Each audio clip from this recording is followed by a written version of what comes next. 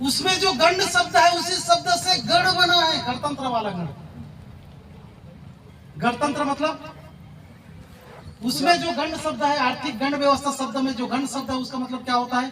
गण का मतलब समूह या कबीला, अंग्रेजी में ट्राइब बोलते हैं, तो गण समूह बोलते हैं आदिवासियों को। भील गण समूह, उरांव गण समूह, संथाल गण समूह, मुंडा गण समूह। जो कबीले में निवास करता है उसको गण समूह बोलते हैं। जिसकी विशिष्ट संस्कृति होती है, जिसकी भाषा होती है, जिसके टोटम होते हैं, उसको कबीला समूह बोलते हैं।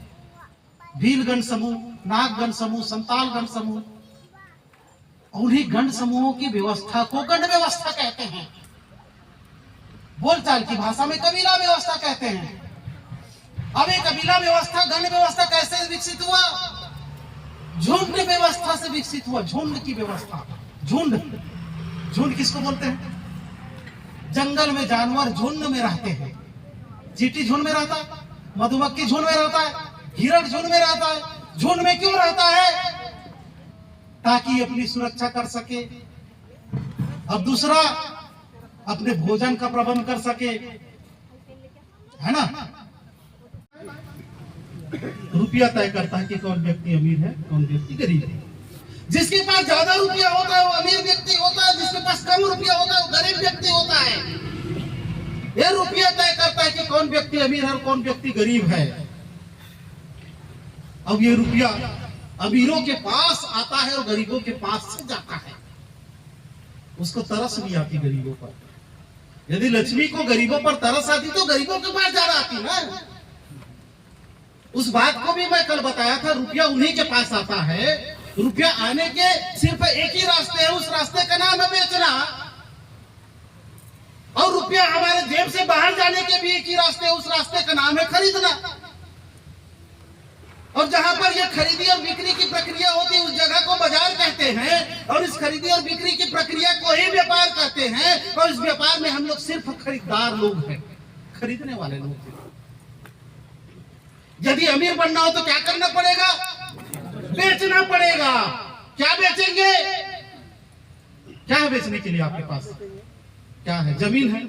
नहीं। जमीन बेच लीजिए, मुआवजा मिल जाएगा 10 लाख 15 लाख रुपया, है ना। बेचने के लिए हमारे पास क्या है? एक तो कृषि उपज है जिसको हम बेचते हैं। हमने अनाज बेचा, बदले में रुपया आया। क्या अनाज बेच करके हम अमीर बन पाएंगे? बन पाएंगे क्या? हमारे पास वनोपज आया, हमने महुआ, चार, तेंदू, इमली इकट्ठा किया, क्या उसको बेच करके अमीर बन पाएंगे? आप अपने लेवल पर, व्यक्तिगत लेवल पर सोचिए, अपने परिवार के लेवल पर। क्या आपके घर में इतना सोर्स ऑफ इनकम है, इतना एसेट है क्या कि उससे आप अमीर बन सकते हैं? ठीक है, नहीं है ना। तब आप क्या करते हैं? नौकरी करते हैं। तो नौकरी करने वाला क्या अपने सैलरी से अमीर बन सकता है? नौकरी करने वाला जीवन भर में क्या कमाता है? एक मकान बनाता है, कार खरीदता है और बच्चों का शादी करता है, और जिंदगी भर कर्जे में डूबा रहता है। जैसे ही नौकरी लगता है पहले 3 साल तक उसको लोन नहीं मिलता है। जैसे ही लोन मिलता है अपना शादी करता है। उसके बाद बच्चों को अपने बाइक में, बच्चे हो जाते हैं शादी के बाद, बच्चों को एक बच्चा हुआ तो बाइक में घूमता है, दूसरा बच्चा हो जाता है तो बाइक में बनता नहीं है तो कार लोन लेता है। उसके बाद फिर घर बनाने के लिए लोन लेता है।